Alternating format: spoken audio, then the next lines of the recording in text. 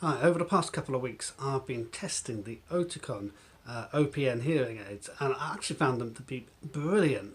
So this little video is just to explain some of the things that I've found with it and to show you some of the kits. Some things have been great and some things haven't been so great. So I'm just going to first of all start off by showing you what the hearing aid looks like compared to the current hearing aid I'm using, which is a Widex, which I've had for the past 5 or 6 years. And here you can see the two hearing aids right next to each other.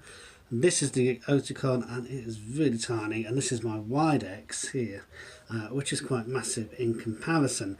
Now, interestingly, the Widex is quite a big, chunky, sturdy beast, but it does feel very fragile when you take the connector out of the ear, whereas the Oticon Opn actually feels a lot sturdier. The other big thing to consider with them is the battery size, and if I just take out my Widex battery there, you can see it's quite big, and down here you can just hopefully see the size difference. One thing that I've found with the Widex that I've got, it's obviously 7 years old now, but the battery lasts for a week to 8 days, whereas the Oticon ones, they've been lasting about 4 days. Now, this may be a bit of a problem for some people. You can get rechargeable ones, but I understand that for my hearing loss, where the processor on the Oticons are working really hard, unfortunately, that wouldn't quite be enough. The big thing with the Oticon OPNs is their way in which they connect to different gadgets. They've got Bluetooth built into them, which for me is fantastic. I can actually connect it up to my computer and use them in that way. But I used to use this OPN Connect streamer, which is a handy little gadget. It clips onto the lapel, and you can actually wear it around the neck. It's got a leather case here, which I haven't used, and it's also got this you wear it as a neck loop, essentially, which is what I do with my Widex. Now, it's got a microphone built into it just here, so that when I'm using it, the speech goes from me into this microphone into the phone that I'm using. And people have said the sound quality has been really good. On the side here, it's got some buttons. Try and hold that up. So down here we've got the power on off switch, and we've got volume up and volume down. Now, the big thing with it, it's got some lights on it too. I'm just going to turn this on, and hopefully, there we go. You can see the green power button. Now it's trying to pair with my mobile phone. That's what that yellow light is there that's flashing. And when it's done that, it will change to a solid colour. It's not doing that right now, but there we go. That's technology. I think it's because I've got the app turned off. Now, this is great because it means that you get to know that it's definitely paired up with your mobile. And controlling it from the mobile, again, it's really easy and straightforward. However, you can only connect one gadget at a time with it, and this has caused a bit of a problem with another gadget, which I'm going to show you in just a second, which is called a phone streamer. So I'm just going to put this down and I'll show you the phone streamer. Okay, so here's the phone streamer here. It's a very simple little gadget.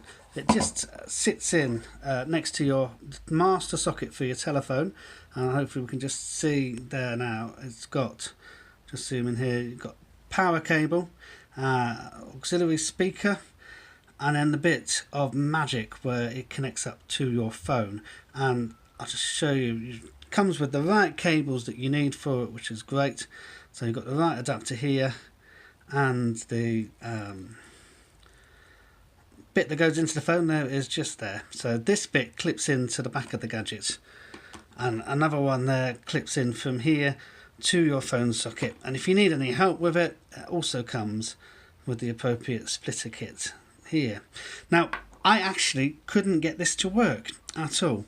I did manage to get it to pair up to my Connect Plus streamer, but when I did that, it actually knocked off the mobile phone signal, and that meant that I could use the landline, but I couldn't use my mobile, or I could use my mobile and I couldn't use the landline. I couldn't see how to get around this. There's probably an easy way to do it, but I just couldn't find it. So for me, I couldn't use this device, and it was an actual dismal failure. Now, one other thing I didn't mention about this Connect Plus streamer is the battery life in it isn't good enough for me. It lasts about 8 hours of everyday use. That means by the time I've come home from the office, it's starting to flash red, and I have actually had it knock out on me when I've been in the middle of a phone conversation, because it didn't give you any beeps. It just gives you a red light to tell you that the battery is running out. So while it's a brilliant gadget, the sound quality from it is astonishing, particularly when I've been listening to live music. Unfortunately, it just doesn't quite make the grade. So I just need to make sure that I've always got a phone charger for it. It takes a little micro USB port in here, so a standard old phone charger will work a treat in it. But I just need to make sure I've got some extra power so I can charge it up when I'm on the go. That said, it's much better than the Widex streamer. I've got the, just for comparison, I've got the old one just here.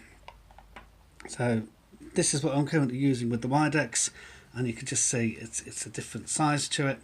And just here, that's the one that I actually rely on every day. It actually had a little problem in the summer, so having this little Connect streamer here, much better device for me. Now the big thing about the Oticon Opn is they claim that it's really good when you're in big noisy environments, and I can actually say yes, cast iron proof. It's true, it really does work. It's one of the best hearing aids I've ever tried, so I'm delighted that it does work. I took my wife out to a restaurant, lots of noisy background noise. I could hear her perfectly. She was right in front of me. I heard perfectly. Couldn't hear the conversations from the other tables. Just the person that I was talking to. But my wife couldn't hear me because the music in the background was just a little too noisy for her. So in that sense, it actually really works, and it works brilliantly. Also today we've been out using my old hearing aids. We went to a market, street market, and I couldn't hear what was happening. My wife was standing right next to me, just didn't have a clue. If I was wearing the Oticon Opns, that would be absolutely perfect. So even though I've got a very severe hearing loss, it has worked really well for me.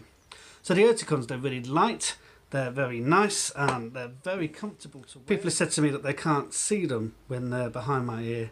They're really light and comfortable, but I tell you something, they really have made a difference to my ability to be able to hear.